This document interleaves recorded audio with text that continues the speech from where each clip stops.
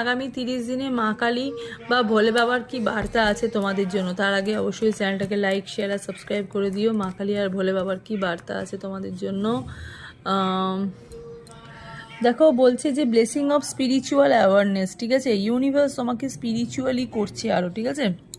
এখানে ভদ্রকালী মা বলছে যে মা এখন তোমাদেরকে ব্লেসিং এটাই দিচ্ছে যে তোমরা খুব মায়ের কথা, মা মানে ভগবানেরকে ডাকো, ঠিক আছে। তোমরা অনেক স্পিরিচুয়াল হয়েছো, ঠিক আছে।